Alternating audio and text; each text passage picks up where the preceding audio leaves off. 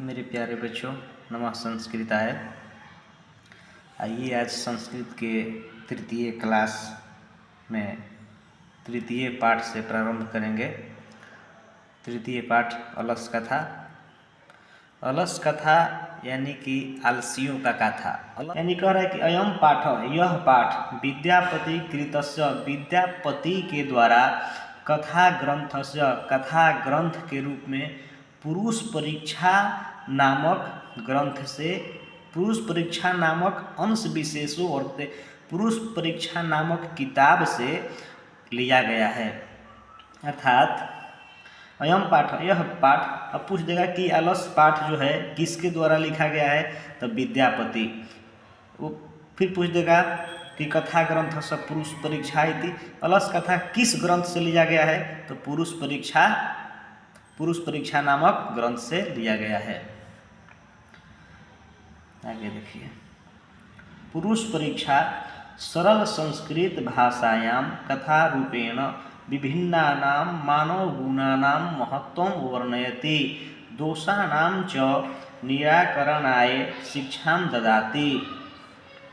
पुरुष परीक्षा सरल संस्कृत भाषा का कथा रूपेण विभिन्नानां मानवगुणानां, मानवों के विभिन्न गुणों को महत्व का वर्णन करती है। च और दोषानां, दोषों का निराकरणाय, निराकरण के लिए शिक्षा दिलाती है। कि विद्यापति लोकप्रिय मैथिली कवि आसित, विद्यापति लोकप्रिय मैथिली कवि थे। अब पूछ दिया क्वेश्चन कि विद्यापति कैसे कवि थे, तो लोकप्रिय मैथिली कवि थे। अपि च बहुनां संस्कृत ग्रंथानां निर्माता अपि विद्यापति आसित। अपि च बहुना, और भी बहुत सारे ग्रंथ, संस्कृत ग्रंथानां, संस्कृत ग्रंथ के निर्माता भी विद्यापति थे। इति तस्य विशिष्टता संस्कृत विषय अपि प्रभुता अस्ति, इनकी विशिष्टता संस्कृत भाषा में भी बहुत थी, बहुत है। प्रस्तुते पाठे, इस पाठ में आलस्य नामकस्य दोषस्य निरूपणे व्यंग्यात्मिका कथा प्रस्तुता विद्यते। इस पाठ में, प्रस्तुत पाठ जो अलस कथा है, इसमें अलस्य नामक दोष को निरूपणे यानी निरूपण किया गया है। व्यंग्यात्मिका कथा यानी कि जो अलस कथा है, एक ऐसी कथा है तो व्यंग रूप में कथा है, व्यंग्यात्मक कथा है, वो प्रस्तुत किया गया है। नीतिकारः अलस्यम रिपु रूपम मन्यते, नीतिकार आलस्य को शत्रु मानते हैं। रिपु मतलब शत्रु, शत्रु के समान मानते हैं। तो क्वेश्चन आ सकता है बच्चों कि नीतिकार आलस्य को क्या मानते हैं, तो रिपु या शत्रु। नीतिकार आलस्य को शत्रु मानते हैं। आगे देखिए, आसित मिथिलायाम वीरेश्वरो नाम मंत्री, यानी कि मिथिलायाम, मिथिला में एक वीरेश्वर नाम का मंत्री थे। स च स्वभाव दानशीलः कारुणिकश्च सर्वेभ्यो दुर्गतेभ्यो अनाथेभ्योश्च प्रत्यहं भिक्षा भोजनम दापयति। वह स्वभाव से दानशील और कारुणिक थे। आ जाएगा कि मिथिला का मंत्री कौन था, तो वीरेश्वर। वीरेश्वर कहाँ के मंत्री थे, मिथिला के। वह स्वभाव से कैसे थे, तो स्वभाव से दानशील और कारुणिक थे। वह सर्वेभ्यो, सभी दुर्गतियों को, जिसका कोई नहीं हो, जिसका अनाथ हो, न उसका पिताजी हो, न माता हो, अनाथ हो, तो उसको प्रत्यहं भिक्षा भोजनम दापयति, उसको भर पेट भोजन देते थे एवं अन्न एवं वस्त्र भी देते थे। तन्मध्ये अलसेभ्यो अन्यम अस्त्रे दापयति, उससे के ही बीच वो आलसियों को भी अन्न और वस्त्र दापयति देते थे। यत् जैसा कि निर्गतीनां च सर्वेषां अलसः प्रथमो मतः, किंचित् क्षमते कर्तुं जाठरेणापि वह्निना। क्योंकि यत् निर्गतीनां च सर्वेषां अलसः प्रथमो मतः, निर्गतियों में, सबसे जो पहला स्थान है वो आलसी का है। किंचित क्षमते कर तुम जाठरेना अपि वहनिना, क्योंकि वहनिना यानी अग्नि, जाठरेना यानी क्योंकि उसके पेट में भूख की ज्वाला लगी होती है, भूख की अग्नि जल रही होती है, फिर भी किंचित क्षमते कर तुम, कुछ भी करने के लायक वह नहीं रहता है, कुछ भी नहीं कर सकता है, वही आलसी है। तो आलसियों का प्रथम मत माना गया है। ततो अलस पुरुषाणाम तत्रेष्ट लाभम श्रुत्वा बहवः तुंद परिमृजास्त्र वर्तुलीभूभव यत्। ततो अलस पुरुषाणाम, वहाँ आलसी पुरुषों को लाभ देकर, लाभ को सुनकर, श्रुत्वा सुनकर, बहवः तुंद परिमार्जका यानी कि बहुत सारे जो आलसी नहीं थे, बनावटी आलसी बनकर, वह तुंद परिमार्जिका जिसके बड़े बड़े पेट हों, बड़े बड़े पेट लेकर वर्तुली भी वहाँ पर आ गए। यह कहा गया है जैसा कि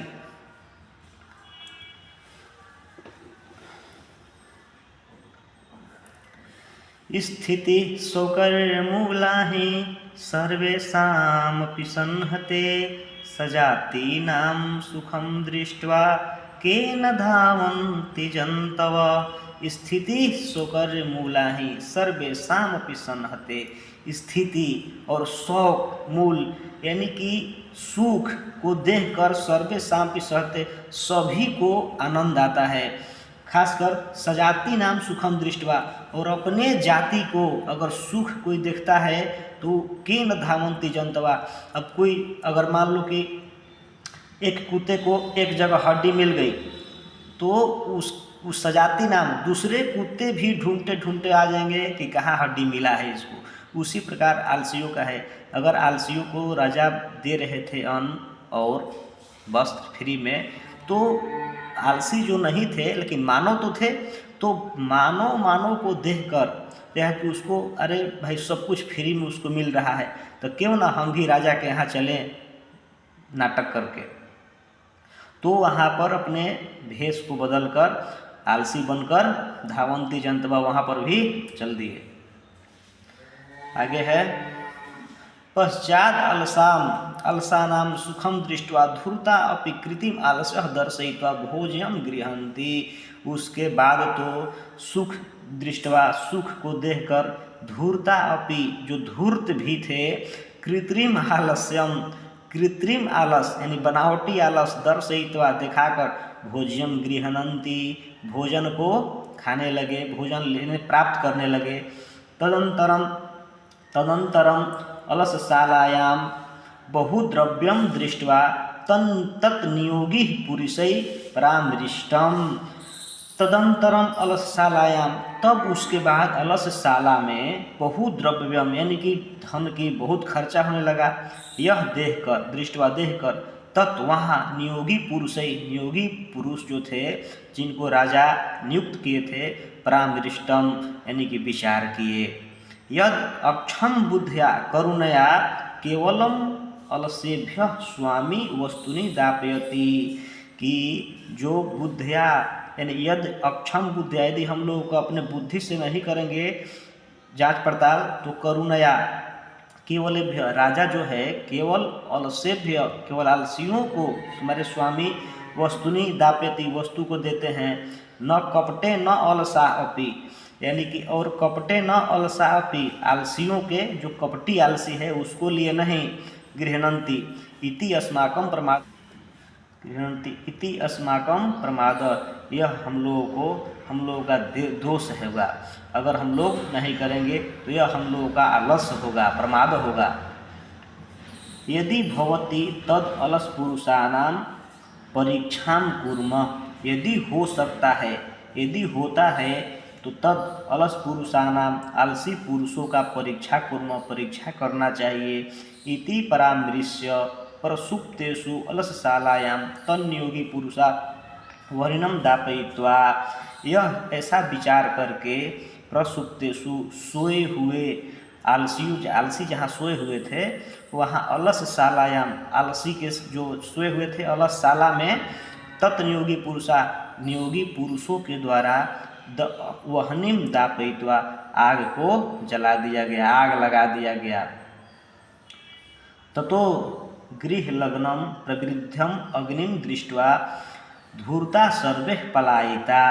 ततो यानी तब वहाँ गृहलग्नम जो आग, घर में आग लगी उसको प्रवृद्धम अग्निम अग्नि को बढ़ता हुआ देखकर जो दुष्ट लोग थे, जो धूर्त लोग थे, वो सब के सब क्या हुआ, सर्वे पलायिता, सभी के लोग सभी भाग गए।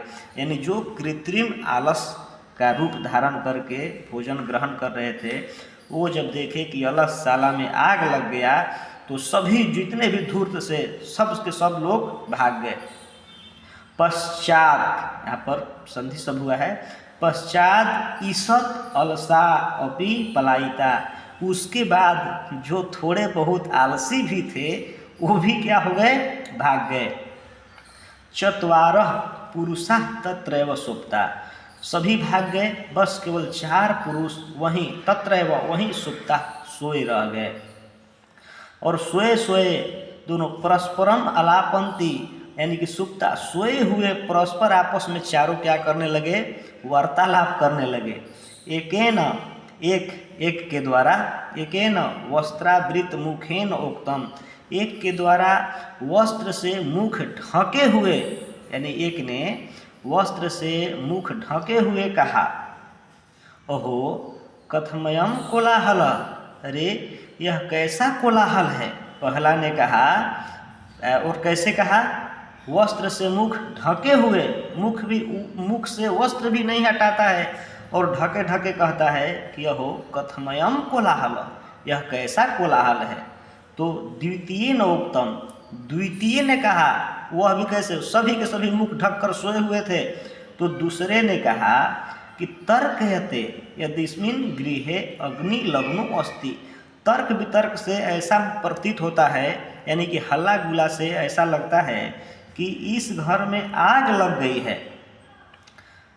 फिर उसके बाद तृतीय न उक्तम, तृतीय ने कहा, कोऽपि धार्मिको नास्ति, कोई भी धार्मिक नहीं है, यह इदानीं जलाद्रय शोभि कटई व अस्मान प्रावृणोति, कि जो हम लोगों पर इस समय जलाद्रय यानी जल से भीगा हुआ, कटई मैंने चटाई, अस्मान हम लोग के ऊपर डाल दें, यानी कि ऐसा कोई धर्मार्थी नहीं है, कोई भी दयावान नहीं है जो इस समय हम लोगों के ऊपर कटे हुए यानी जल से भीगे हुए कटाई यानी चटाई को डाल दे, जिससे कि हम लोग बच सकें।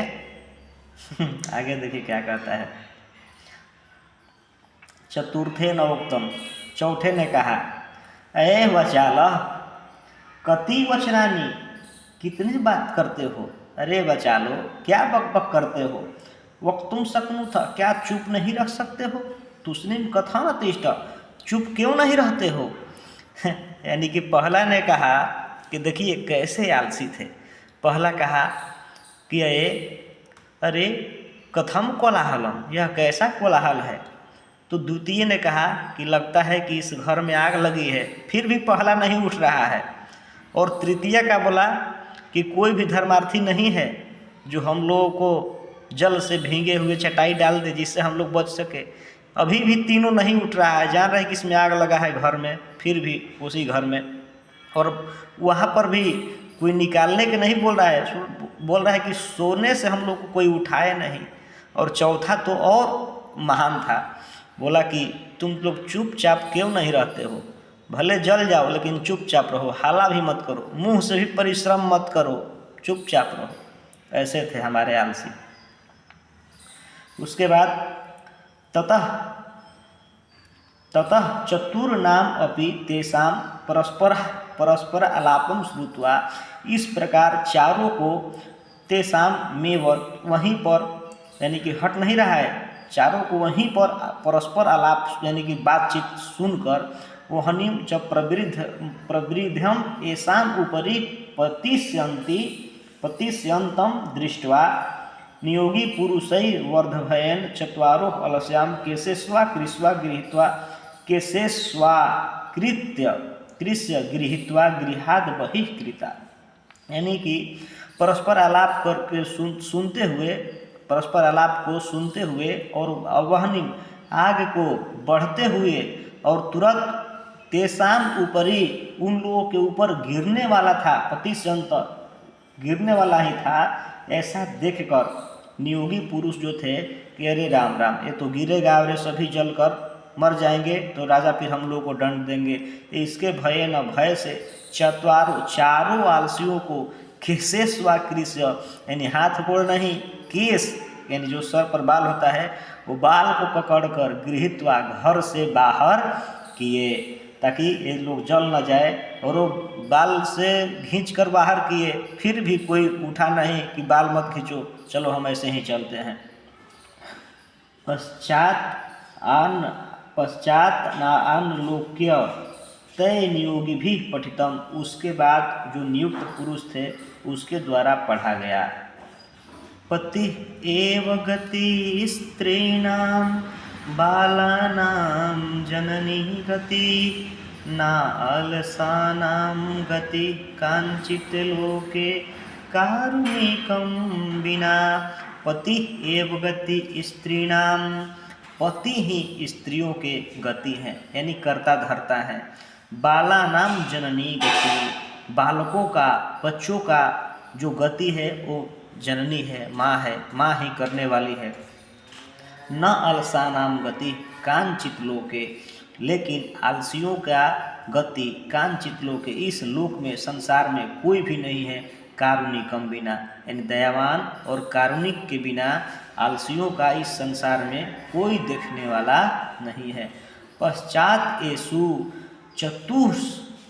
चतुः अलसेसु ततो अत्यधिकतरम वस्तु मंत्री दापयासम, इसके बाद जो 4 आलसी थे उन लोगों को और पहले से भी अधिक सुविधा दिया गया और वस्तु दिया गया, मंत्री दाप्याम, यानी मंत्री के द्वारा दिया गया।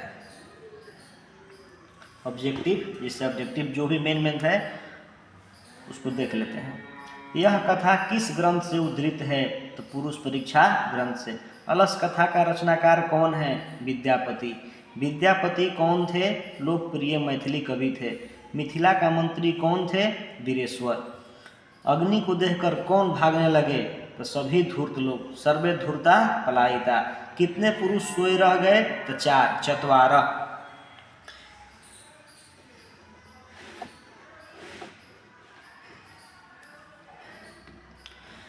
एक, यानी पहला पुरुष क्या बोला? पहला क्या बोला? तो प्रथम बोले थे ना कि अहो कथमयम कोलाहल, अरे यह कैसा कोलाहल है। फिर उसके बाद द्वितीय पुरुष क्या बोला? तर्कयते यदिस्मिन् गृहे अग्नि लग्नो अस्मि, यानी लगता है, तर्क से लगता है कि इस घर में आग लग गई है। तृतीय नवोक्तम, तृतीय पुरुष क्या बोला? तो कोई भी, तृतीय ने बोला कि कोई भी यहाँ धार्मिक नहीं है जो हम लोग पर भीगा हुआ कंबल डाल दे या चटाई डाल दे जिससे कि हम लोग बच सकें। तो उसके बाद ये सब सुनकर चतुर्थ पुरुष क्या बोला? चतुर्थ ने क्या बोला? अरे वाचालो, तुम सब चुपचाप क्यों नहीं रहते हो? वीरेश्वर कौन था? वीरेश्वर मंत्री था।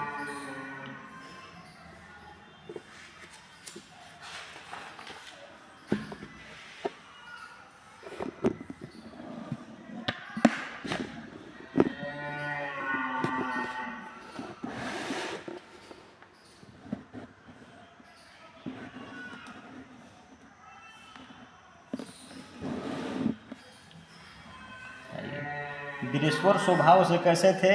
तो कारुणिक और दयावान। कौन बनावटी आलसी दिखाकर भोजन ग्रहण कर रहे थे? तो धूर्त लोग। अपनी भी भूख मिटाने के लिए कौन कुछ भी नहीं करता है? आलसी। सबसे बड़ा शत्रु कौन है? आलस। वास्तविक आलसियों की संख्या कितनी थी? 4। नीतिकार आलस्य को क्या मानते हैं? तो रिपु, यानी शत्रु।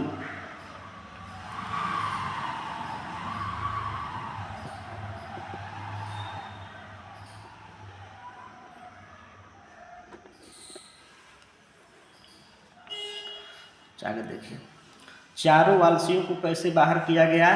तो केश, बाल को पकड़कर। पति एव डॉट डॉट पति एव बालानाम जननी गति, यानी पति एव गति स्त्री नाम बालानाम जननी गति, रिक्त स्थान को भरे तो स्त्री नाम, पति एव गति स्त्री नाम। स्थिति सोकर मूला ही केन धावंती जंतवा, यह उक्त किस पाठ से संकलित है? तो अलस कथा से। स्थिति सोकर मूला ही केन धावंती जंतवा।